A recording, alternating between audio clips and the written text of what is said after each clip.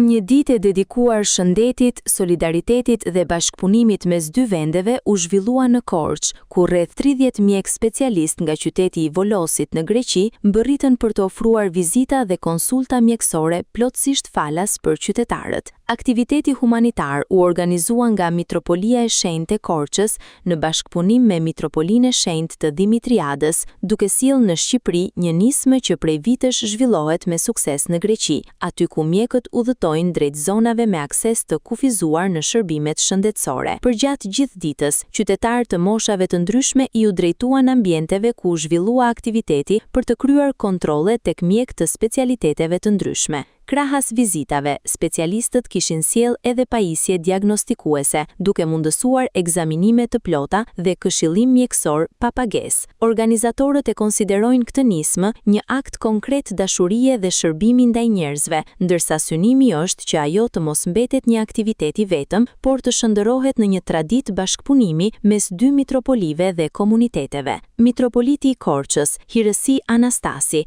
theksoi se kjo ditë nuk duhet parë vetëm si një aktivitet i veçantë, por si një mundësi e mirë për qytetin dhe për njerëzit që kanë nevojë për shërbime mjekësore. Ai vlerësoi gatishmërinë e mjekëve grek, falenderoi institucionet që kontribuan në organizimin e kësaj nisme dhe nënvizoi se besimi merr kuptim vetëm kur shoqërohet me vepra konkrete në shërbim të njerëzve.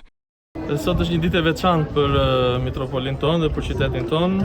Nuk do doja të e quaja kaq të veçantë, saqë më mirë të e quaja një mundësi e mirë që jepet për Mitropolinë dhe për qytetin tonë. Një grup mjekësh specialist të specialiteteve të ndryshme nga qyteti i Volosit, të cilët ushtrojnë një aktivitet vullnetar prej shumë vitesh në zona të Greqisë të ndryshme ku ka vështirësi për aksesimin e sistemit shëndetësor, sepse si dini ka ishuj, ka zona që nuk janë të mbuluara 100%. Me iniciativën e Mitropolitit Dimitriadës, ose të Volosit, si mund të themi më mirë që e njohim edhe këtu, gjenden sot në qytetin tonë për të ofruar këtë shërbimin e tyre, krejtësisht falas pa asnjë detyrim, me aq sa ata munden.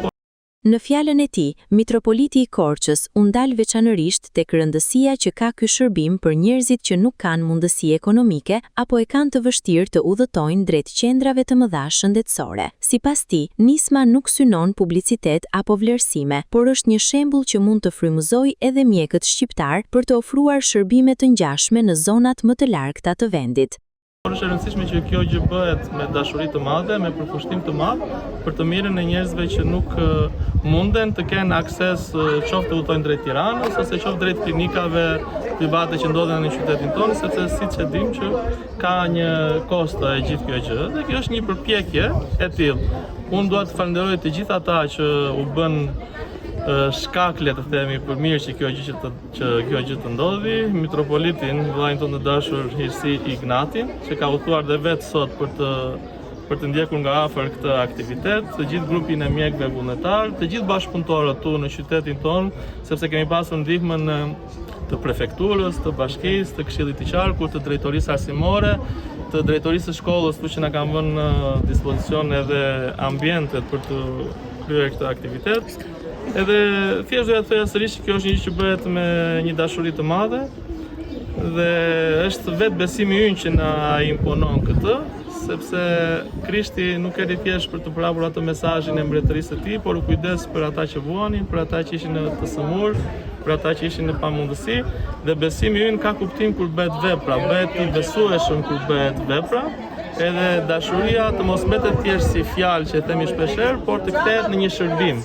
Dhe ky është qëllimi i kësaj veprimtarie të ditës sotme, dhe jo vetëm një shërbim në sensin abstrakt që bëjmë diçka, por ky shërbim ka njerëz konkret, të cilët kanë dashur që të vinë sot dhe të marrin këtë shërbim që ofrohet.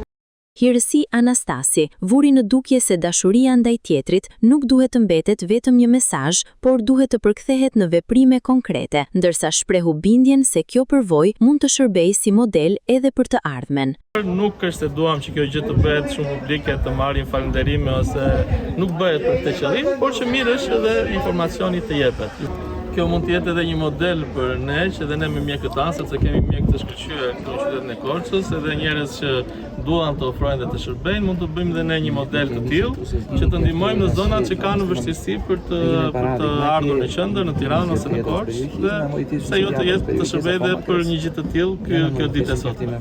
Nga ana tjetër, mitropoliti i Dimitriadës, Hirësi Ignatios, spjegoi filozofinë mbi të cilën është ndërtuar ky projekt humanitar, një nismë që prej 3 vitesh zhvillohet në Greqi me mbështetjen e shoqatave të mjekëve të Volosit. Ai theksoi se për herë të parë ky aktivitet kalon kufitë e Greqisë dhe destinacioni i parë është pikërisht Korça, fal bashkëpunimit të krijuar mes 2 mitropolive. Ai nënvizoi se synimi është që mjekët të shkojnë pranë njerëzve dhe jo qytetarët të detyrohen të udhëtojnë për të marrë një konsult, ndërsa shtoi se mjekësia parandaluese mbetet një nga mënyrat më të rëndësishme për të mbrojtur shëndetin.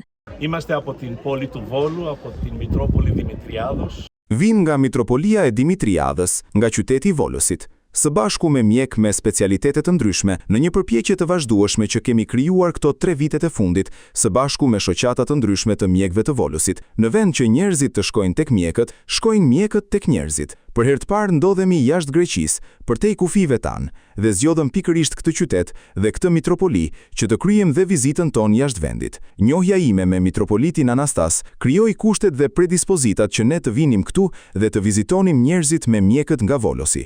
Nuk përjashtohet askush nga këto vizita dhe konsulta mjekësore. Kushdo që ka dëshirë dhe do të konsultohet me një mjek për një diçka që mendon se e ka problem, mund të vijë dhe të vizitohet. Është një mjekësi parandaluese, por është shumë e rëndësishme që njerëzit të dinë nivelin në të cilin ndodhet shëndeti i tyre dhe nëse nevojitet të bëjnë diçka më tepër. Në vijim të fjalës së tij, Hirësi Ignatios bëri të ditur se grupi i mjekëve kishte sjell me vete edhe aparatura diagnostikuese për ekzaminime të specializuara, ndërsa nuk përjashtohej askush nga mundësia për të u vizituar. Ai e cilësoi këtë aktivitet një shprehje të dashurisë dhe solidaritetit mes 2 popujve, duke lënë të hapur mundësinë që nisma të përsëritet edhe në vitet në vijim nëse rezulton e suksesshme.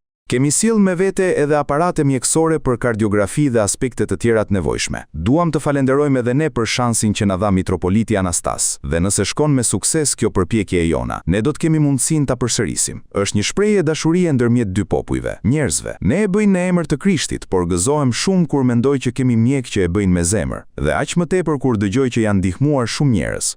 Një nga mjekët pjesëmarrës ishte edhe okulisti Apostolos Lazaridis, i cili prej vitesh merr pjesë në misione vullnetare në zona të ndryshme të Greqisë. Ai tha se bashkëpunimi me Mitropolinë e Korçës u krijua për t'u ardhuar në ndihmë banorëve të kësaj zone dhe për të ndarë përvojën e tyre edhe jashtë kufive të Greqisë. Sipas tij, misionet të tilla nuk kanë vetëm vlerë mjekësore, por krijojnë ura bashkëpunimi mes profesionistëve dhe komuniteteve, ndërsa ndihmojnë njerëzit që kanë më shumë nevojë për kujdes shëndetësor. This is our first visit with the local church, with an organization of our local church in Volos, Greece. Kjo është vizita jone parë me organizatën e kishës son lokale në Volos të Greqisë. Ne jemi një grup mjekësh që përpiqemi të ndihmojmë njerëzit në zona që nuk kanë qasje të mirë në spitale dhe klinika. Ne e bëjmë këtë rregullisht në Greqi, në rajonin ton lokal, dhe tani, përmes një bashkëpunimi midis kishës son dhe kishës këtu në Korçë, ne zhvilluam këtë lloj bashkëpunimi për të ardhur këtu e për të ekzaminuar dhe ndihmuar njerëzit nga zonat tuaja. Dhe shpresojmë që do ta bëjmë këtë. Ka shumë njerëz që po na presin tashmë. Kështu që shpresojmë se do të përcjellim një mesazh pozitiv bashkëpunimi dhe shpresojmë gjithashtu t'i ndihmojmë njerëzit.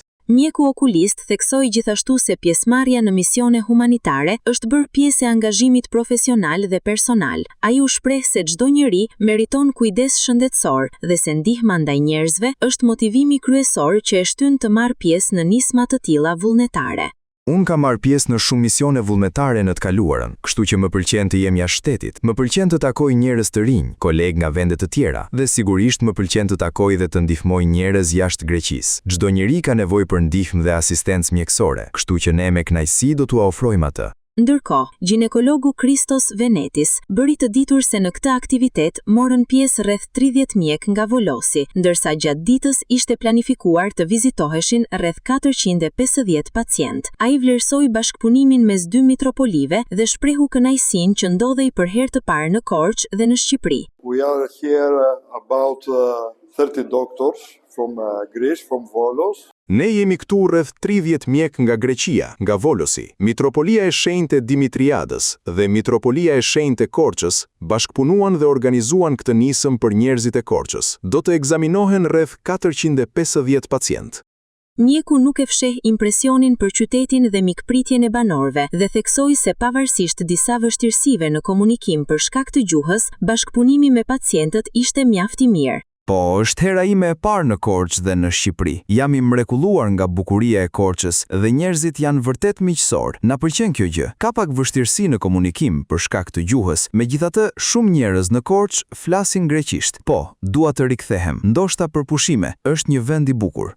Vizitat u zhvilluan gjatë gjithë ditës në ambiente të përshtatura për këtë aktivitet, ku qytetarët patën mundësinë të konsultoheshin me specialistë të fushave të ndryshme dhe të kryenin ekzaminime falas. Organizatorët shpresojnë që kjo nisëm të mos mbetet një aktivitet i izoluar, por të kthehet në një urë të qëndrueshme bashkëpunimi mes Shqipërisë dhe Greqisë, duke sjellë më pranë qytetarëve shërbime mjekësore cilësore dhe duke promovuar solidaritetin, humanizmin dhe kujdesin për njerëzit në nevojë.